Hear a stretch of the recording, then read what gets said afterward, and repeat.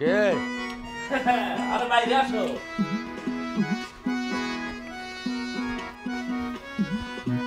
আরে আসেন আসেন আসেন। বাবলা তুমি? আছেন কেমন?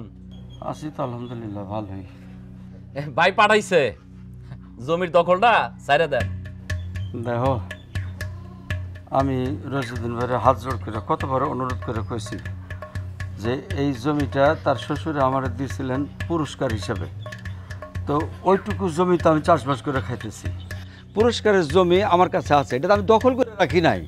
তারপরও উনি দখল করার চেষ্টা করতেছে। উনি যদি আমার বুঝাই দেয় তাহলে তো আমার উপকারটা হয়। দেখ নিয়ে আমি বন কই কি আর আপনি কোন কি একই পেশাল জ্ঞান জ্ঞান করেন কেন তো? হ্যাঁ, ভালোই ভালোই জমির দখলটা ছাইড়া দেন। আর যদি না ছাড়েন জানেন তো কি হইব, জমির জমিও দিবেন, অপমানের অপমান হইবেন। আর শোনেন, তার চেয়ে একটা বুদ্ধি দিই আপনাদের। কি বুদ্ধি? কি বুদ্ধি বুঝতে কি বুদ্ধি দেন যায়? আমি কেমনে কমু?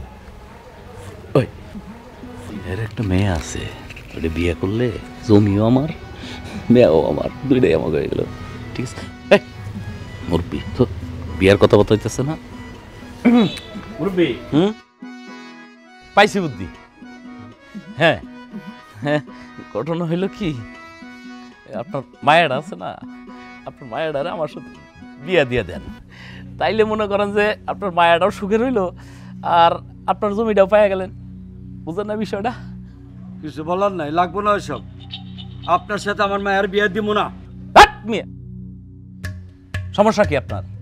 আমার কাছে মায়া বিয়ে দিলে আপনার সমস্যা কি? আমার কোনো সমস্যা আছে? আরে আমি সুস্থ সবল চার হাত পায়ে একজন পুরুষ। এই আমার কোনো সমস্যা আছে? না না, আমার কোনো সমস্যা নাই, চার হাত পায়ে সুস্থ সবল পুরুষ আমি। কেন বিয়া দিবেন না?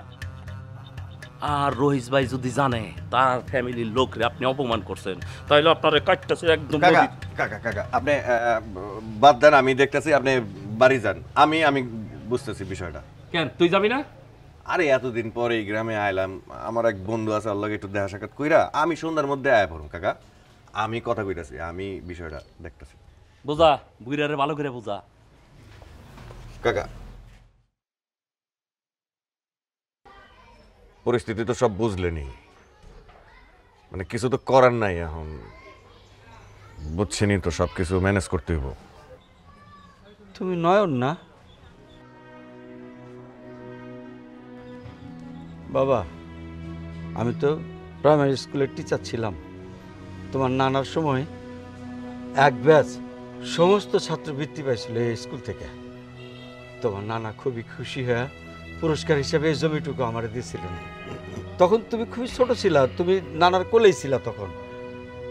এখন এই জমিটুকু তো আমি চাষবাস করে খাইতেছি। বাবা, তোমার আব্বারে কি তুমি একটু বুঝায় কবা যে আমার মেয়েটার বিয়ে দেওয়া পর্যন্ত এই জমিটা আমার কাছে থাকবে, বিয়েটা হয়ে গেলে তোমার আব্বার কাছে আমি এই জমিটুকু বুঝাই দেয়া ঢাকা চলে যাবো। বাবা, তখন তো আমি একলা মানুষ, এই জমি জমা দিয়ে আমি কি করবো? আমার আর লাগবো না। ঠিক আছে কাকা, আমি চেষ্টা করবো।